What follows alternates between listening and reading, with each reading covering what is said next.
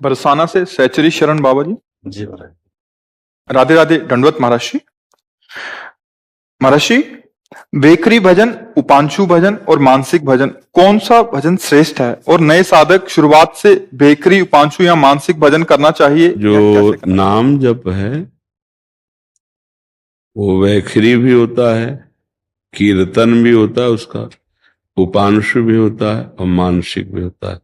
लेकिन मंत्र जब केवल उपांश और मानसिक, फिर आगे परावाणी से तो महासिद्धों का होता है।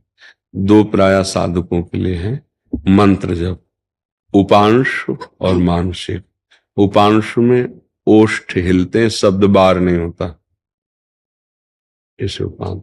और मानसिक में चल रहा है, हम उसी का दर्शन कर रहे हैं, उसी का श्रवण कर रहे हैं, उसी का कथन भी अंदर से कर रहे हैं, कोई चेष्टा नहीं है, चल रहा है।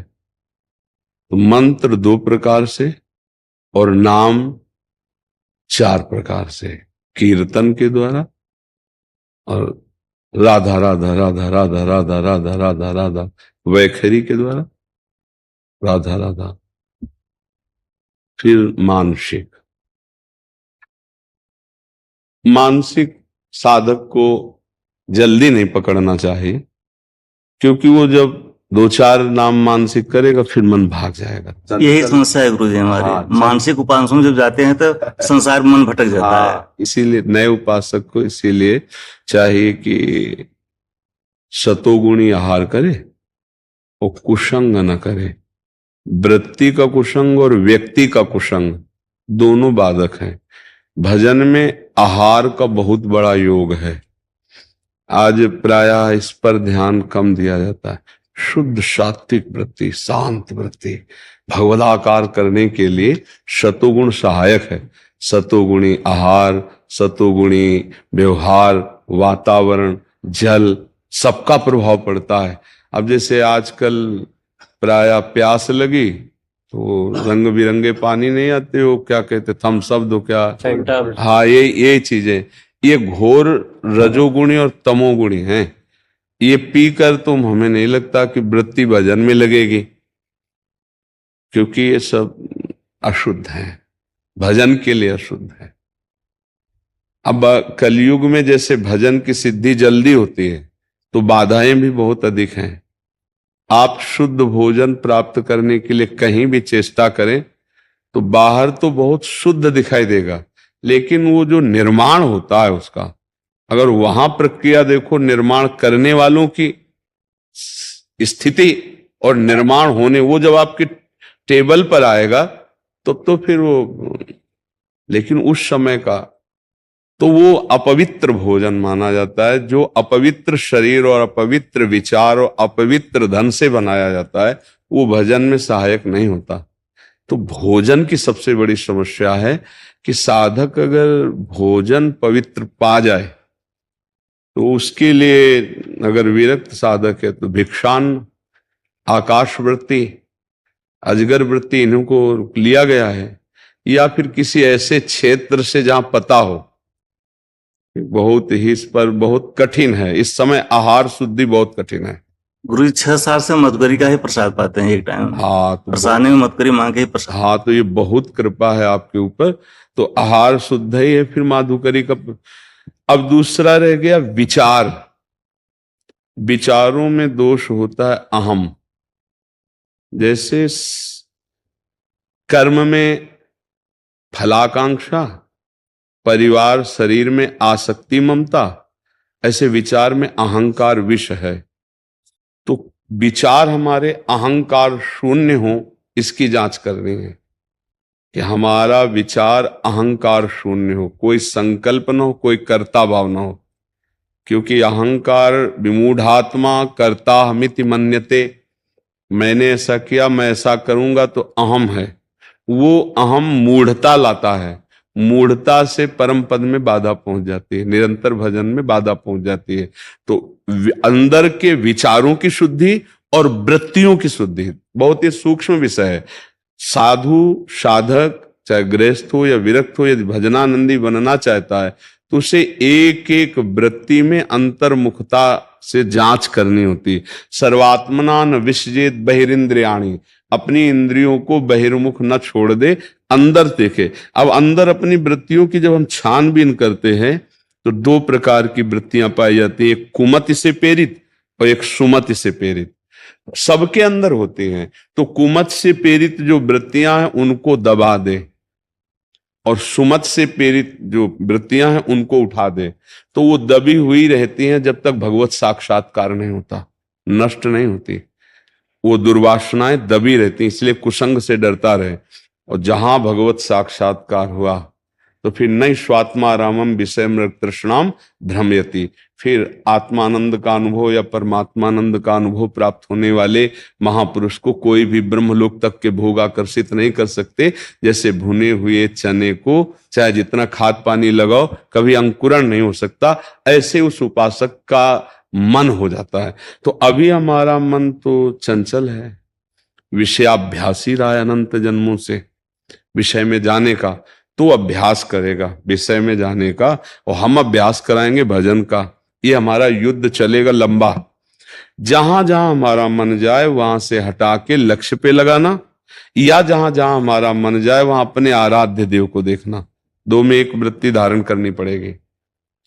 जैसे किसी भी स्त्री पुरुष जड़ चैतन्य जहां भी जाता है तो हमारे प्रभु बने हुए हैं ना। जितना भी इस जगत है वहां हमारे प्रभु विराजमान है, कोई कण ऐसा नहीं जो हमारे प्रभु ना हो। तो जो वस्तु व्यक्ति स्थान हमारे मन में के दृश्य में आया, तत्काल हम उसे भगवत भाव से नाम जप करते हुए प्रणाम करते, तो हम फंसेंगे नहीं कहीं।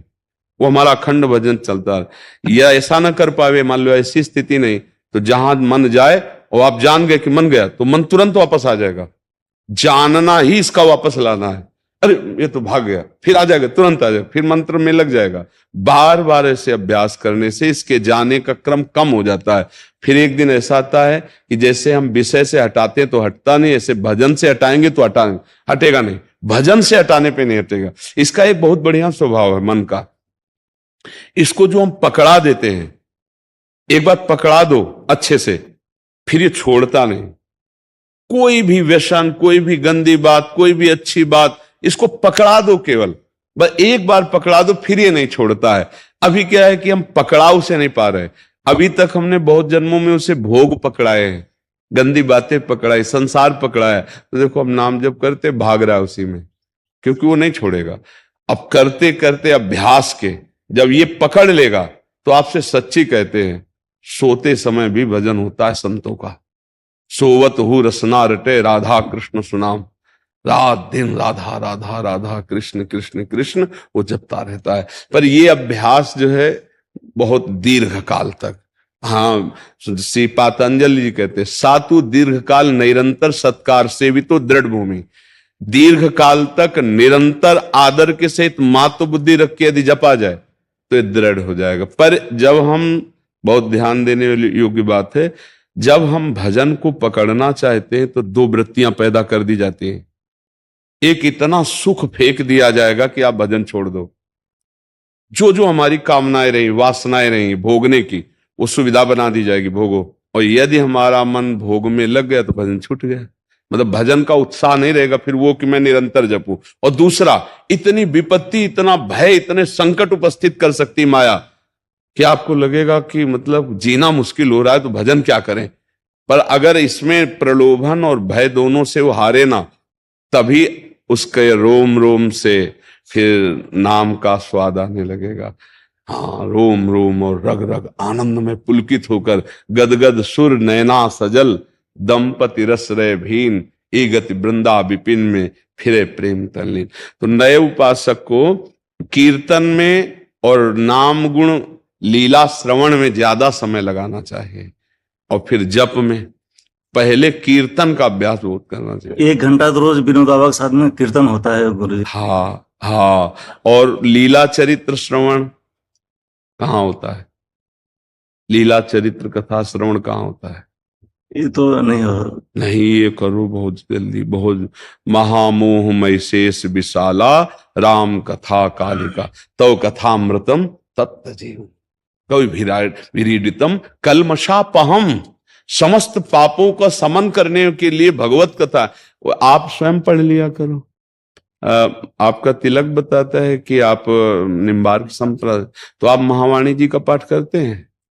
हम इसीलिए आपके पास आए गुरुजी, मुझे आप जो बताएंगे हम वो करेंगे, क्योंकि हमारा मन भटक रहा है। नहीं, पहली बात तो आप आचार्य प्रणाली के अनुसार चलिए। किसी भी संत का संग हम करें, निषेध नहीं, पर इष्ट मिलय और मन मिलय, मिलय भजन रस रीति, तहा निशंक है मिलिए, तासो कीजिए प्रीति। अगर अपने आचार्य और इष्ट की आराधना में मिलावट कर दोगे तो भजन फिर नहीं बन पाएगा।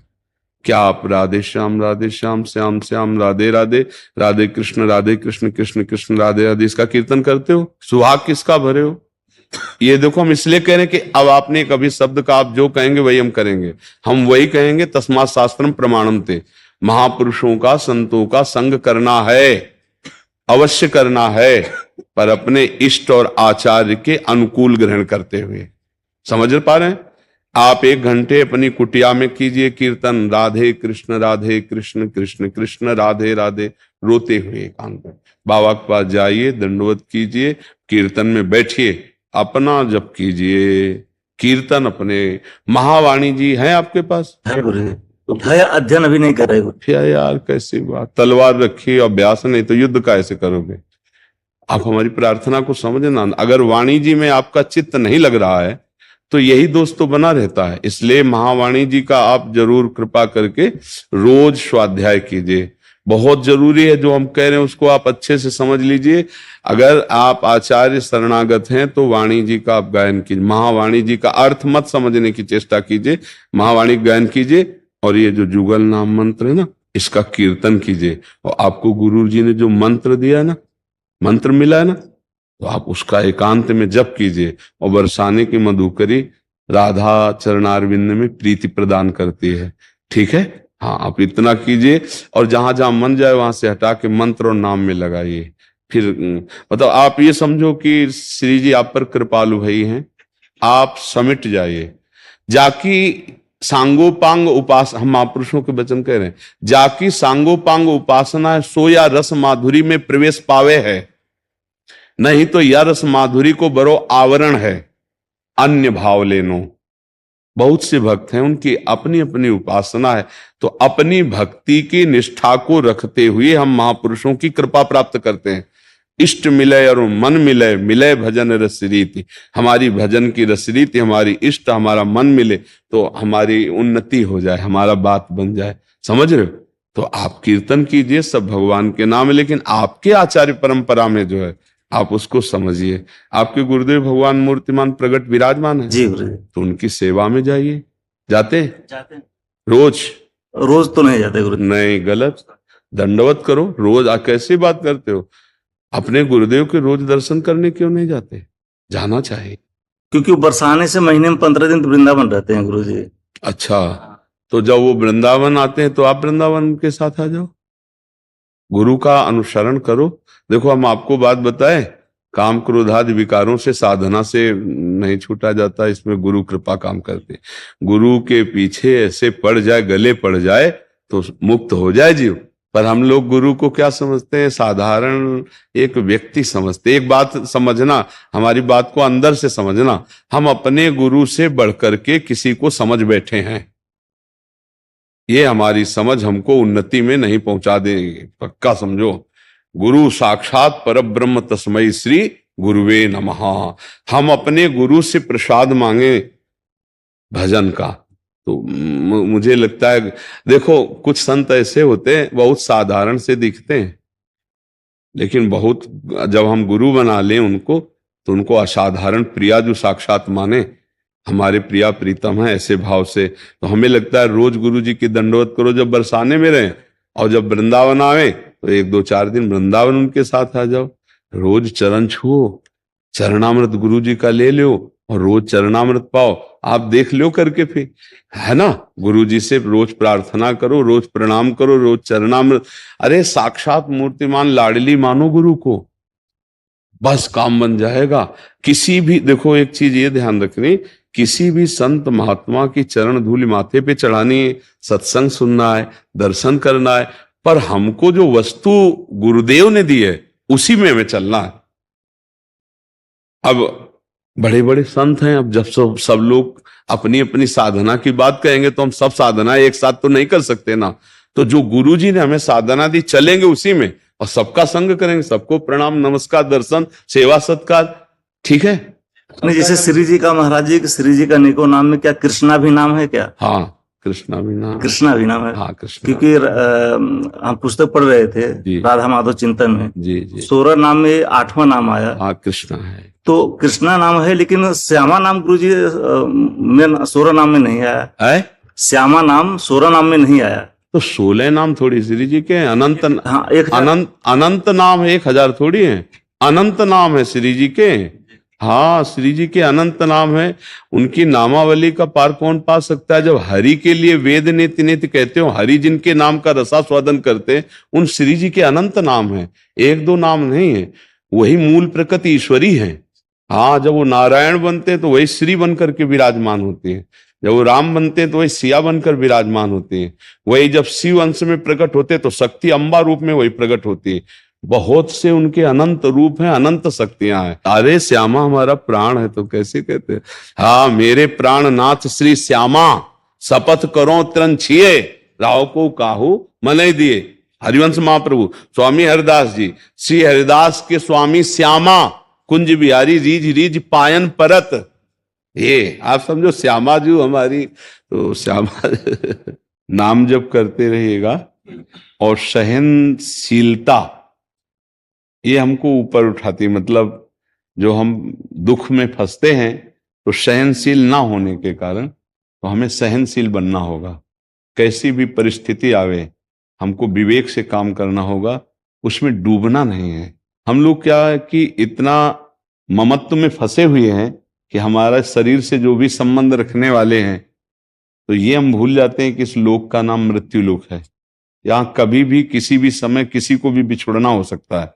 तो हमको पहले से तैयारी रखें कि इसका नाम ही मृत्यु लोक है। कुछ पता नहीं कब कहां कैसे कौन कब बिछुड़ जाए, इसका कोई पता नहीं। नाम जप करते हुए धैर्यशाली रहे। अगर आप विवेक से काम नहीं लेंगे तो टूट जाएंगे, फिर आपको भगवान में भी अश्रद्धा हो जाएगी। अभी कई ऐसे उदाहरण हमारे सामने आए, वो बोले भगवान प्रसन्न। देखो भगवान पे अश्रद्धा करने से कुछ लाभ नहीं मिलने वाला। आकाश का आप कुछ बिगाड़ नहीं सकते, आपकी पहुंच से परे है। हाँ आप अपने भाव बना लेते तो कल्याण हो जाता, बिगड़ जाएगा तो ठीक नहीं। आप इतना समझो कि अपने कर्म के अनुसार हमारा जन्म मरण भी होता है। सुनो भरत भावी प्रबल बिलख कहो मुनिनाथ, हानि लाभ जीवन मरण जस अपजस विधिहात। विधिहात माने विधान। विधान किसका? कर्म विधान। हमारे कर्म से जो विधान लिख दिया गया वो सुख दुख लाभ हानि जन्म मृत्यु का निश्चित समय है। हम नाम जप करें और धैर्यवान बने, और एक एक कदम बहुत सोच के समय, हमसे कोई पाप न बन जाए, हमसे किसी को दुख ना मिले। अगर हम इस वृत्ति से चलेंगे तो हमें कोई दुख देगा, हम सह लेंगे तो हमारे सारे पाप नष्ट होते चले जाएंगे और हम आनंद में हो जाएंगे। घर गृहस्थी में अगर सहनशीलता न रहे तो फिर बिगड़ जाता है ना। आप असंतुष्ट हो गए या आप असंतुष्ट हो गए तो गृहस्थी ही क्या। तो अगर सहनशील हैं तो एक दूसरे की त्रुटियों को क्षमा करते हुए प्यार से अगर जीवन चले ना, देखो कई कई वर्ष बाद जब आप सुनते हैं ना संबंध विच्छेद के भाव, तो लगता है क्या स्थिति है। कभी ये संबंध विच्छेद शब्द हमने तो सुना ही नहीं था, ये अब चले हैं ज्यादातर। हाँ तो इसलिए जीवन भर जिस पति को मित्र रूप में प्राण पति के रूप में स्वीकार किया, हम हर सब कुछ सहेंगे, पर उनसे हमारे संबंध में फर्क नहीं पड़ना चाहिए। ऐसे ही पति का भाव होना चाहिए कि हम डांट लेंगे, हम लड़ लेंगे, पर हमारी अर्धांगिनी, जैसे हम आधा अंग नहीं कटवा सकते, ऐसे हम अपनी अर्धांगिनी का त्याग नहीं। ऐसे गृहस्थ धर्म में सुख पूर्वक पहले चला जाता था। तो इसलिए धैर्य पूर्वक रहेगा और नाम जप कीजिएगा, और भगवान की कृपा तो है ही वर्तमान में, पर ये टिकाऊ नहीं है। हमारी बात समझना, ना ये शरीर और ना ये पद। पीछे भी कुछ थे आप, पीछे जन्म में आपको पता नहीं है। जैसे माँ के गर्भ में थे, आपको अभी पता नहीं, इसी जन्म की बात है, ऐसे पीछे जन्म में भी आपका परिवार था, पीछे जन्म में भी आप वैभव, जैसे उसकी याद नहीं ऐसे इसकी याद नहीं आएगी। फिर आगे यात्रा हमारी कहां होगी, बस ये अगर दिमाग में आप रखेंगे तो सब काम बन जाएगा। यहां से जाना है आज नहीं तो कल जाना है, ये पक्की बात है, इसमें संशय है क्या? तो नाम जप करते रहिए, धर्म पूर्वक कर्तव्य का पालन कीजिए, सहन करते हुए परिवार की जो कड़ियां जुड़ी हैं, बेटा बेटी पत्नी रिश्ते नाते, उनको हम सुरक्षित रखें। हम भगवान का भजन करके उन संबंध की कड़ियों को सुरक्षित रखें कि जैसे एक अपनी बगीचे को लगाए हुए को हरा भरा फला फूला देखना चाहता है तो माली प्रयासरत रहता है, ऐसे हमारा बगीचा सुरक्षित रहे तो उसको सींचेंगे पुण्य से, भजन से। हम नाम जप करें और वो सब हमारे परिवार को सुखी करे। नाम जप से बहुत लाभ प्राप्त होता है, इसलिए राधा राधा राधा नाम जप करते रहे।